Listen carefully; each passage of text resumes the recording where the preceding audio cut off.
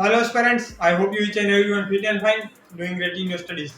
So aspirants, RMC એટલે કે રાજકોટ મહાનગરપાલિકાની અંદર જુનિયર ક્લાર્કની 128 પદ ઉપર ભરતી આવેલી છે અને બીજા પોસ્ટ ઉપર પણ ભરતી આવેલી છે, જેમ કે system analysis, garden supervisor, veterinary officer, garden assistant, technical assistant library, assistant librarian, junior swimming instructor female, fire operator પુરુષ અને લાસ્ટમાં જુનિયર ક્લાર્કની છે. અહીં ટોટલ જોઈએ તો 219 જેવી ભરતી થાય છે, વેકેન્સી પડેલી છે, પરંતુ એમાં જુનિયર ક્લાર્કની જે જોઈએ તો તે સૌથી વધારે છે, 128 પદ ઉપર ભરતી આવેલી છે.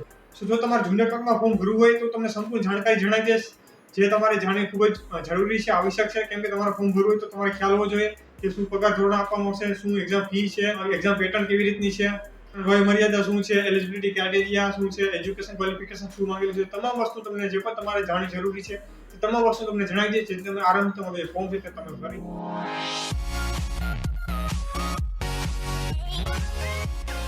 તો ફર્સ્ટ ઓફ ઓલ દોસ્તો તમારે લાસ્ટ ડેટ ઉપર ધ્યાન દેવાનું છે, જે ખૂબ જ અગત્યનું છે, કેમ કે ઘણા વિદ્યાર્થી મિત્રો લાસ્ટમાં ભરશું પછી ભૂલી જાય છે, રહી જાય છે. તો દોસ્તો લાસ્ટ ડેટ ઉપર તમારે ખાસી ધ્યાન દેવાની છે. લાસ્ટ ડેટ છે 10th ઓફ જાન્યુઆરી 2024. તો 21 તારીખથી શરૂ થયું છે અને 10 તારીખ છેલ્લી છે. તો આના ઉપર તમારે ખાસ ધ્યાન દેવાનું છે. તમારે 10 તારીખ પહેલા તો જરૂર તમારું ફોર્મ ભરી દેવાનું છે. જેમ દોસ્તો આપણે વેકેન્સી વિશે વાત કરીએ, જો કે મેં જણાવી દીધું છે 128 છે, પરંતુ કેટેગરી વાઇઝ કેટલી જગ્યા છે તે પણ તમારે જાણવી જરૂરી છે. તો દોસ્તો અહીં જનરલમાં તમને જણાવું તો 58 જગ્યા જનરલમાં આપેલી છે. ઈડબ્લ્યુએસ માટે 8 છે, ઓબીસી માટે 34 છે, એસસી માટે 8 અને એસટી માટે 21 જગ્યા છે. ત્યારબાદ બિનઅનામત મહિલા માટે 19 છે, ઈડબ્લ્યુએસ મહિલા માટે 2 છે, ઓબીસી મહિલા માટે 11 છે, એસસી મહિલા માટે 2 અને એસટી મહિલા માટે 7 છે. દિવ્યાંગ ઉમેદવાર માટે 7 અને માજી સૈનિક માટે 20 જગ્યા અહીં આપેલી છે, એટલે ટોટલ 128 જગ્યા થઈ છે. દોસ્તો આ જે મેં જગ્યા કીધી છે કેટેગરી વાઇઝ તે માત્ર ને માત્ર જુનિયર ક્લાર્ક માટે જ છે. બાકી જે 8 પોસ્ટ છે તેના માટે અલગથી છે, તે હું તમને મારી ટેલિગ્રામ ચેનલમાં ડિટેલ આપી દઈશ, જેથી તમે ત્યાંથી જોઈ શકો છો. સો આપણે એજ્યુકેશન ક્વોલિફિકેશનમાં વાત કરીએ તો અહીં માત્ર ને માત્ર તમારે ગ્રેજ્યુએશન કમ્પ્લીટ હોવું જોઈએ, ગમે તે ફિલ્ડમાં. તમે જો સ્નાતક કરેલું હોય, ગ્રેજ્યુએશન કમ્પ્લીટ કરેલું હોય, બેચલર કમ્પ્લીટ કરેલું હોય તો તમે આમાં ફોર્મ ભરી શકો છો. બાકી જે 8 કોર્સ છે તેમાં અલગ અલગ કોર્સના અલગ અલગ સર્ટિફિકેટ માંગેલા છે, તો તમે જે તે કોર્સ કરેલા હોય, સર્ટિફિકેટ કરેલા હોય તો તમે તેમાં ફોર્મ ભરી શકો છો. બાકી જુનિયર ક્લાર્કમાં બધા જ ફોર્મ ભરી શકે છે, તમામ ગ્રેજ્યુએટ થયેલા ઉમેદવાર ભરી શકે છે. નેક્સ્ટ દોસ્તો આપણે વય મર્યાદા વિશે વાત કરીએ, એજ ક્રાઇટેરિયા. તો દોસ્તો જુનિયર ક્લાર્ક માટે પર્ટિક્યુલર જુનિયર ક્લાર્ક માટે વાત કરીએ તો 18 થી લઈ અને તમે જો 35 વર્ષની ઉંમરમાં આવો તો તમે ફોર્મ ભરી શકો છો.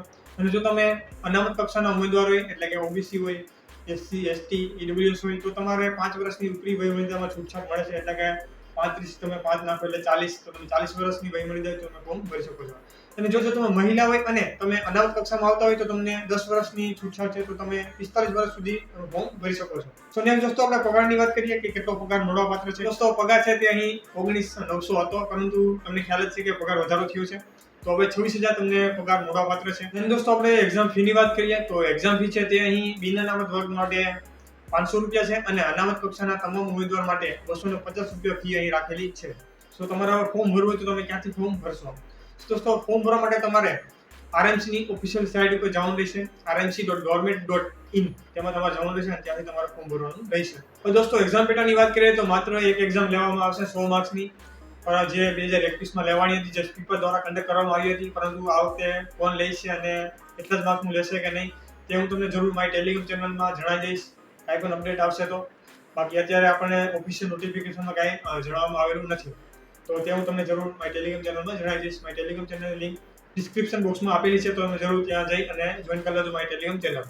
સો દોસ્તો બસ એટલી જાણકારી મારી પાસે હતી. બાકી જો કાંઈ પણ જાણકારી આવશે તો તમને જરૂર જણાવી દઈશ, મારા યુટ્યુબના પ્લેટફોર્મના માધ્યમથી અથવા તો મારી ટેલિગ્રામના માધ્યમથી જણાવી દઈશ.